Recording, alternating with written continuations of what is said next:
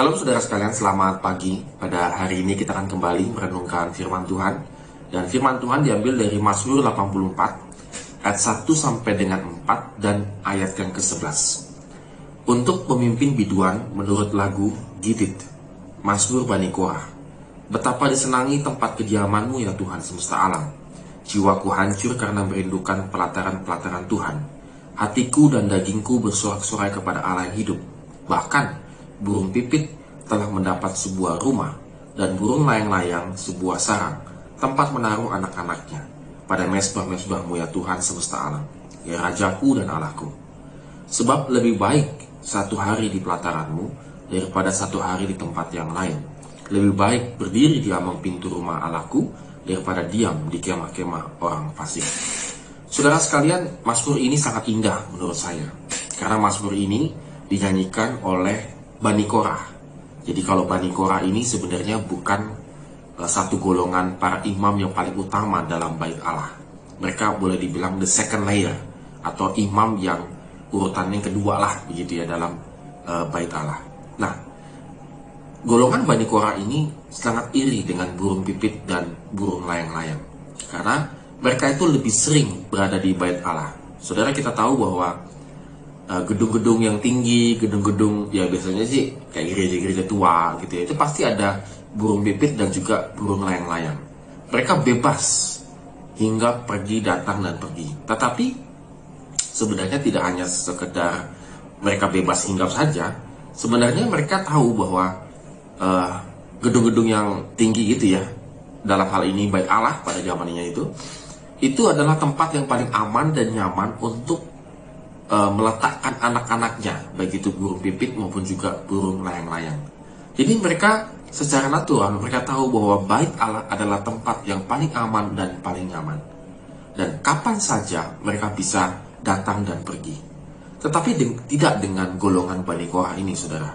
Golongan Bani Korah ini itu memiliki tugas, kira-kira itu ada waktunya, ada waktu-waktu khusus saja. 6 bulan sekali mereka boleh bertugas di bait Allah. Jadi saudara bisa kebayang bahwa betapa dia hancur hatinya.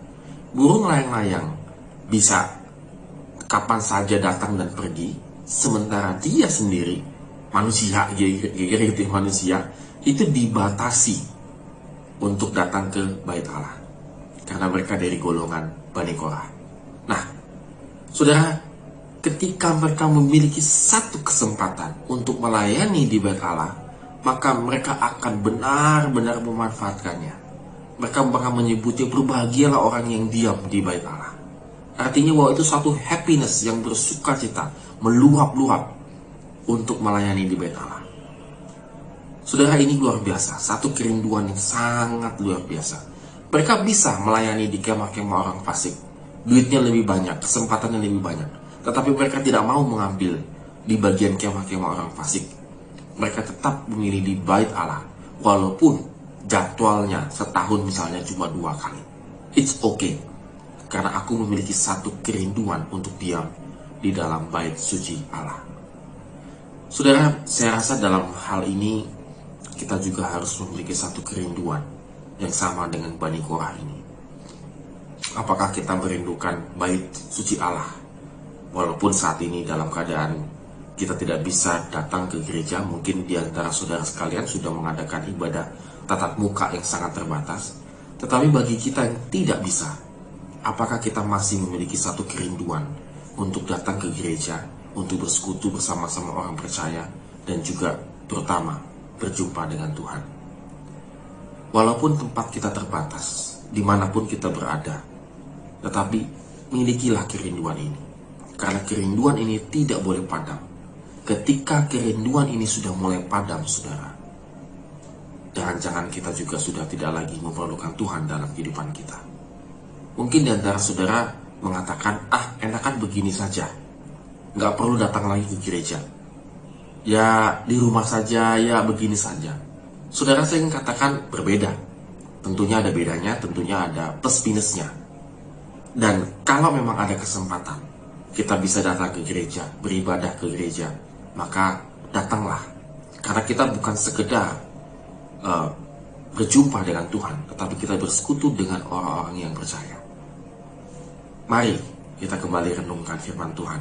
Apakah kita masih memiliki satu kerinduan yang sangat besar untuk berjumpa dengan Tuhan, dimanapun kita berada. Amin.